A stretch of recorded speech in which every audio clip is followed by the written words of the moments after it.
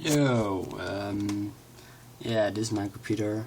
It's running my motherboard overclock software Fox One in Windows 7. The temps are a bit lower than the normal. The system would be like 47 and CPU, yeah, between 40 and 50. That's normal. But today, of yesterday actually, I was cleaning. I had PC on, software was open, and I was removing the dust from my system. So I thought the temperature went down seriously. So I thought, yeah, why not hook up a vacuum system to the system?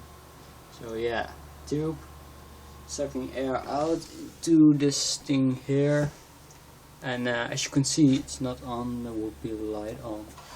Yeah. Wait a sec. Well, I'll put this on. Yeah. My cable mess.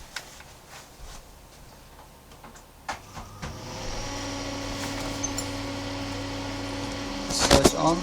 Yeah, light's gonna burn, and we go back to this. It will take a minute or two to take effect, but at least it can go lower, 10 degrees lower in operating temperatures.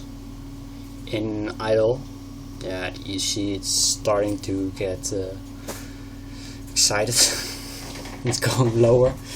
So yes, it will take a while. It's not quiet either, so yeah, but 90% of the time I have a headset on anyway, so that's not a big of an issue. But it's yeah, autofocusing is not a good thing on this phone. By the way, I'm shooting this with my Galaxy S3, and as you can see, it's not so good at autofocusing. But yeah, anyway, yeah, as you can see, it's going down. No, it's going down.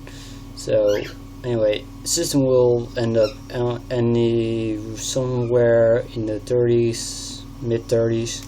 CPU, no, will also go down there, but it's just taking out the temperature, the warm air that's generated by the machine, mainly the CPU, which causes the system, which doesn't have a fan on it, the heatsink of the system, to work less efficient.